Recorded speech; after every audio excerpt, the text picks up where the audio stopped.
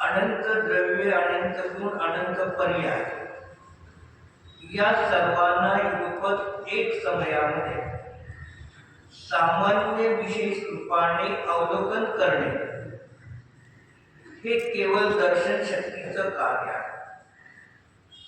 आणि सर्व द्रव्य, सर्व गुण आणि सर्व पर्याय या सर्व पदार्थांना एक समयामध्ये सामान्य विशेष रूपाने निर्णय करणं हे केवळ ज्ञान स्वभाव आहे.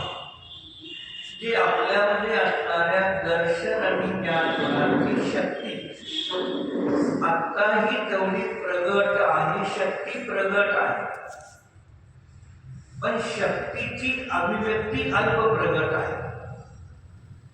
विजयभाई तुमच्या घरात लेक्चर बाहेर फिरवलेले आहे. रात्री झोपताना आपण झिरोचा गोळा लावला, मग प्रकाश किती दिला? झिरोचा दिला. संध्याकाळी सूर्य मावळला, ट्यूबलाईट लावली, 40चा प्रकाश दिला. मग तुम्ही जेवढी ट्यूबलाईट लावली, जेवढा पॉवरचा बल्ब लावला, तेवढाच प्रकाश देण्याची ताकद आहे का त्याच्यात?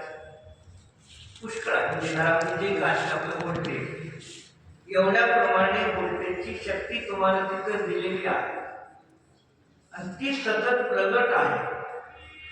पण तुम्ही जेवढा गोळा लावता तेवढा तिथे प्रकाश तिथे प्रगट होणार आहे. मग तसं आपल्या केवळ दर्शन आणि केवळ ज्ञान जो आत्म्याचा स्वभाव आहे त्याच्यामध्ये ही शक्ती आत्ता विद्यमान आहे, पण त्याची अभिव्यक्ती जी आहे ती कर्माच्या उदयामुळे अभिव्यक्ती थांबलेली नाही. द्रव्य कर्माच्या उदयामुळे पंचम काल असल्यामुळे ते थांबलेली नाही. बहिरंगामध्ये नेय पदार्थ आहे म्हणून ती शक्ती झाकलेली आहे, अप्रगट आहे असं नाही. मग माझाच जीव नेयाचं रूप परिणमन करतो, म्हणजे माझ्याच दर्शन अज्ञान गुणाची शक्ती अन्य पर ने रूपाने परिणमन करते. माझ्या स्वतःच्याच भाव कर्माच्या द्वारे माझी शक्ती त्या ठिकाणी फुटलेली आहे. कर्म, शरीर, इंद्रिया, पंचमकाल आदी हे कोणी तिथे कारण नाही. जेवढं आपण नेयाकार परिणमन करतो तेवढी आपली केवळ दर्शन आणि केवळ ज्ञानाची शक्ती खुंटीत होते. जी त्याची प्रगट होण्याची जी शक्ती ती तिथे काय झाली? खुंटली गेलेली आहे.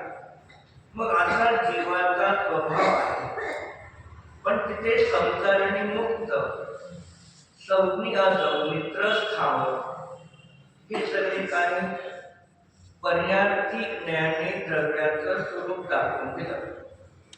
तसं इथे जे पूर्वी सिद्ध अवस्था नव्हती ती आता प्रगट झाली. त्याला काळाचं नसलेली अवस्था उत्पन्न झाली पर्यार्थी ज्ञाने. तर पुढे सांगतात